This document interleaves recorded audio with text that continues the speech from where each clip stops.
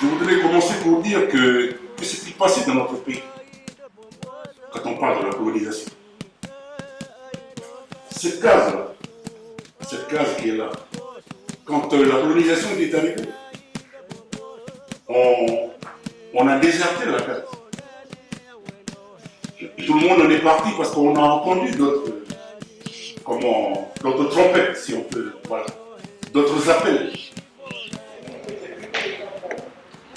Pour les populations mélanésiennes, comme les autres peuples autochtones dans le monde, ont une vision du cosmos, un rapport à l'espace, une organisation sociale et une pratique coutumière qui tendent à une recherche permanente d'équilibre et d'harmonie.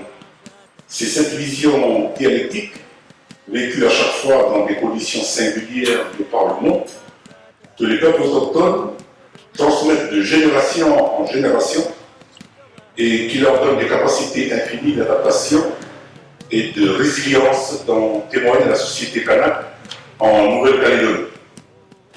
Pour parler de la philosophie et de la spiritualité kanak, la charte indique que les valeurs chrétiennes et la croyance en un Dieu tout-puissant ont transformé la conscience des hommes et des femmes kanak sans remettre en cause leur vision spirituelle de l'être et de la nature. La référence à l'esprit et de l'ancêtre ainsi que les fondements de la coutume.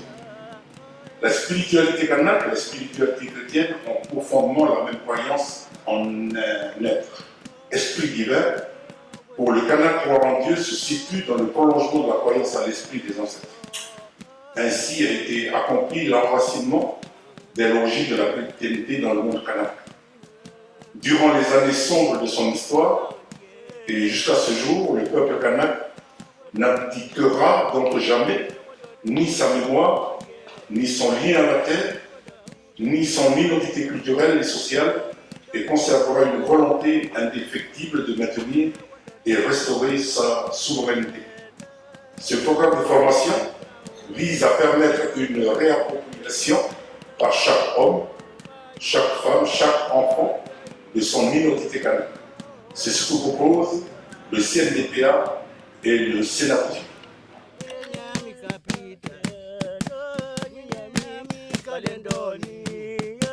Le kanak regarde la nature, son environnement, non pas comme une chose figée, mais comme quelque chose d'autre. C'est pour lui un ensemble d'êtres vivants, rochers, terres minérales, arbres, espèces végétales, animales, cosmos.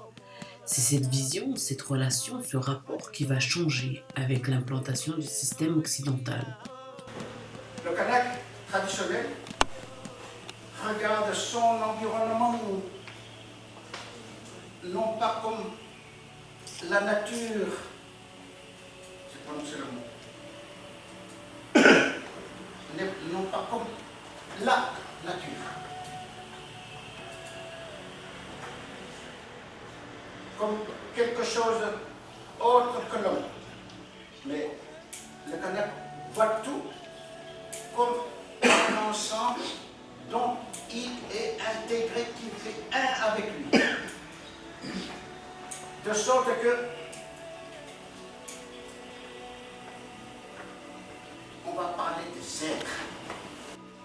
Ça veut dire quoi? Ça veut dire que son rapport va être complètement changé. Nous allons rentrer, plus nous rentrons dans cet environnement-là, plus notre regard va changer. Et il faut le changer parce que nous sommes dans un moment où on transforme le pays pour l'économie. Qu'est-ce qu'on entend par être? On entend par être végétal, être animal, être humain, quelqu'un qui a une âme, un support d'âme.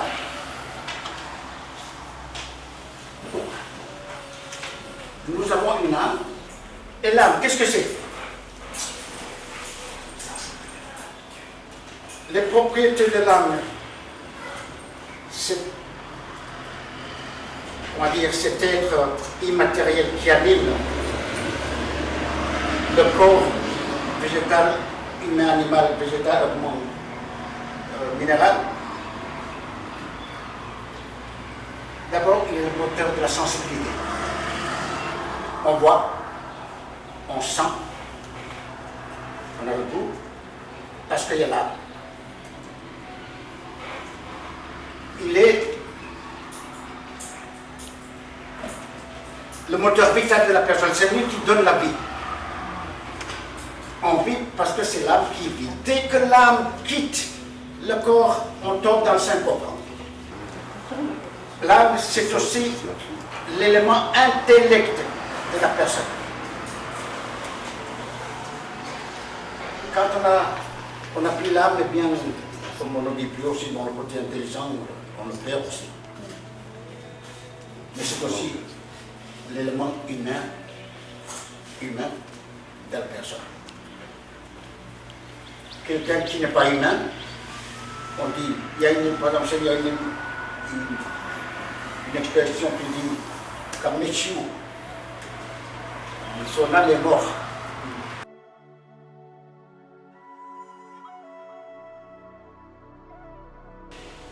Et puisque tous les éléments de la nature ont eu l'âme, eh bien ils ont, dans la représentation canadienne de son environnement, ils ont cette propriété que l'homme a, puisque c'est le même âme.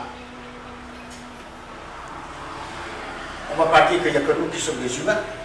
On dira que l'âme de ce cocotier-là, l'âme de cette âme humaine, du reste, l'âme qui est dedans, quand il va sortir dans le rêve ou dans la vision, eh bien, il prend la forme humaine. Il y a donc là un rapport anthropomorphique, c'est un gros mot, l'homme et la chose, le végétal. Un rapport qui humanise le végétal, qui humanise le caillou, qui humanise la terre et tout. La société moderne introduit donc des nouvelles espèces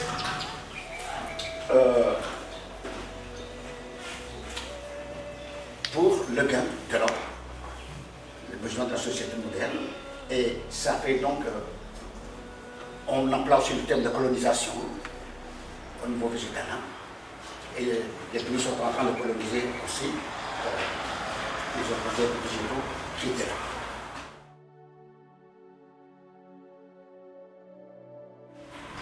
Et c'est très important, la hiérarchisation du sol.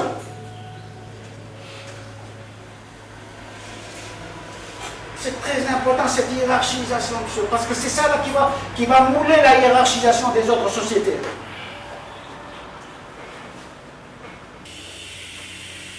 La hiérarchisation du sol va donc hiérarchiser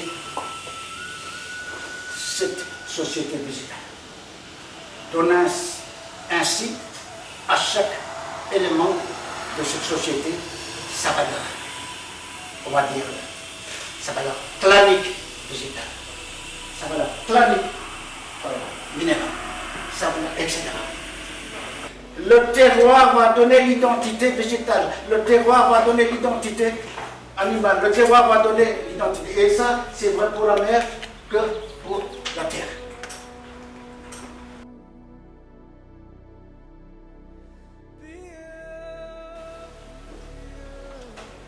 Finalement, la case qui représente la société kanak copie aussi la hiérarchisation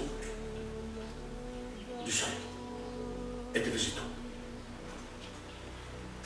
La case copie la hiérarchisation des sociétés. C'est pour dire que entre l'humain, le végétal, il y a une interaction entre le végétal, entre le minéral et l'humain, que ça se tisse.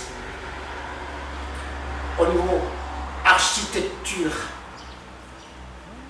de la société.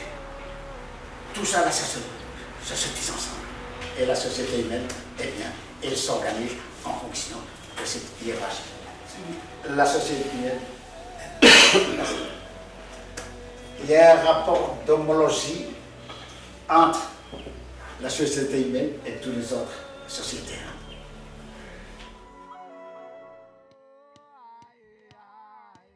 Pour le pasteur Laoui, du point de vue kanak, il y a un système d'homologie entre les êtres humains et les autres êtres. Homologie qui se rassemble.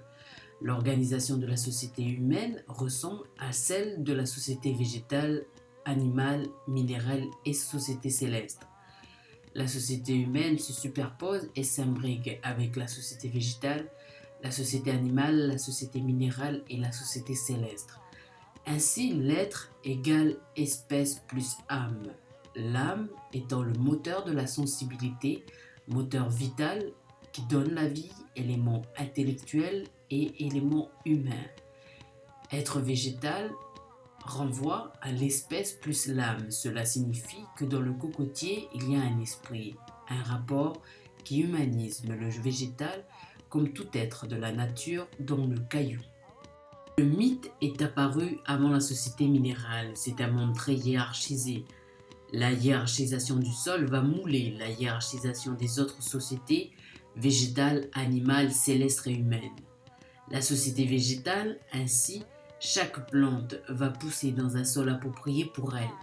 Le terroir minéral va donner l'identité du végétal, de l'animal et de l'humain, que ce soit sur la terre ou sur la mer.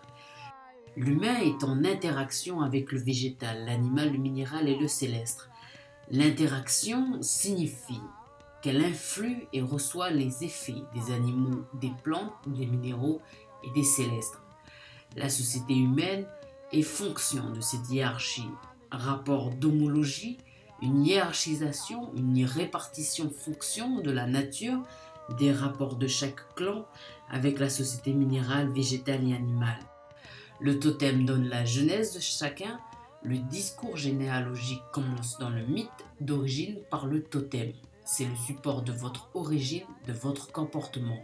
Un support d'histoire.